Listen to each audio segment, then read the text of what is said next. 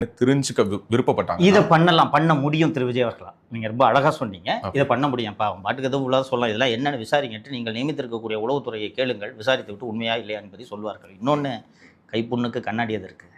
ஏன் போய் கொஞ்ச நாள் ஓரமாக ஒரு சாதாரண போஸ்டிங்ஸில் தான் இருக்கட்டுமேங்க. ஏடிஜிபி இல்லையா? 40 பேர் இருக்காங்க, போடுங்க. இன்னொன்று ரொம்ப அழகாக சொல்கிறேன், அந்த லஞ்ச ஒழிப்புத்துறை இயக்குனர் பதவிக்கு மிக மிக சரியானவர் திரு வெங்கட்ராமன். லஞ்ச ஒழிப்புத்துறையில் இணை இயக்குநராக பணியாற்றியவர். டிஎன்பிசியில் 2011 டிஎன்பிசி மீது வழக்கு பதிவு செய்து சேர்மன் அண்ட் மெம்பர்ஸ் மேலே கேஸ் ரெஜிஸ்டர் பண்ணது வெங்கட்ராமன் as ஜாயிண்ட் டைரக்டர். அனுபவம் உள்ளவர், சிபிஐயில் பணியாற்றியவர். ஒரு போடுங்க. ஆமா, திமுகவுடைய அழுத்தங்களுக்கு அவரால் வளைஞ்சு கொடுக்க முடியலன்னு எனக்கு தெரிஞ்சு மெடிக்கல் லீவ்ல போயிட்டாருன்னு நினைக்கிறேன். நெஞ்சு அப்படின்னு சொல்லிட்டு ஹார்ட் அட்டாக் வந்துருச்சு. வேதனையோட தான் உட்காந்துருந்தார் அந்த பதவியில். அவருக்கு விருப்பம் இல்லை.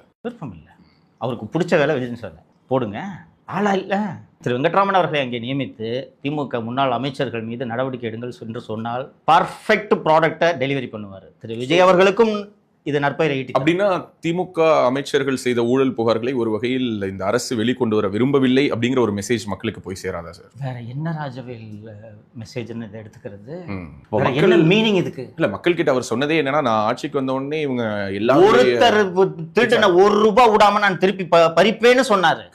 இது எப்படிங்க புரிஞ்சுக்கிறது? நீங்க எங்களுக்கு நம்பிக்கை ஏற்படுத்த வேணாமா? 20 நாள்ல நீங்க இப்படி நெஞ்சில இடி எடுத்து இறக்குனீங்கன்னா நாங்க எந்த நம்பிக்கையில இந்த நீங்கள் மாற்றத்தை கொண்டு வருவீர்கள் என்று நம்புவது? இன்னைக்கு உங்ககிட்ட பேசி உங்களுக்கு வாக்களித்தவர்கள், நான் வாக்களிக்கவில்லை, உங்களுக்கு வாக்களித்தவர்கள் எல்லாம் ஏமாற்றமாக உணர்கிறார்களே, தெரிந்தே தவறு செய்கிறீர்களே. இல்ல, அந்த கேள்விதான் வருது சார். இது தெரியுமா? முதல்வருக்கு தெரியுமா? நான் அவரை டக்குன்னு ஒரு முடிவுக்கு கொண்டுட்டு வர விருப்பப்படலை. அதாவது முதல்வருக்கு எதுவுமே தெரியாது, அவர் திரைத்துறையிலிருந்து வந்துட்டார் அப்படின்லாம் நான் சொல்ல விருப்பப்படல. ஆனா இவ்வளவு பேக் ஸ்டோரிஸ் அவருக்கு தெரியுமா? Not only regarding with Arun மட்டும் இல்லாமல் நீங்கள் சொன்னது போல நிறைய அதிகாரிகள், திரு முருகானந்தமா இருக்கட்டும், அல்லது உமாநாதா இருக்கட்டும், அமுதாவா இருக்கட்டும், அல்லது குமரகுருபரன், இப்படி நிறைய list of IAS IPS officers உடைய நியமனத்தில் நிறைய புகழ்ச்சல்கள் இருக்கிறத நம்ம பார்க்குறோம். ஸோ அப்போ இதை எப்படி நம்ம புரிஞ்சுக்கலாம்? இப்போ உதாரணத்துக்கு பாலநாகதேவி அவங்கள சைபர் கிரைம்ல பொசிஷன் பண்ணதா இருக்கட்டும், நிறைய விமர்சனங்களை தொடர்ந்து இந்த அரசு சந்திக்குது. இதெல்லாம் முதல்வருக்கு தெரியுதா அப்படிங்கிற ஒரு கேள்வியை விஜய் ரசிகர்கள் அல்லது தாவேக ஆதரவாளர்கள் அதுதான் வைக்கிறாங்க.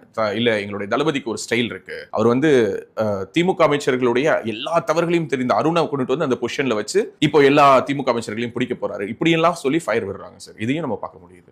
திமுக அமைச்சர்களுடைய எல்லா தவறுகளையும் அருண் பிடிப்பார், அருணின் தவறுகளை யார் பிடிப்பது?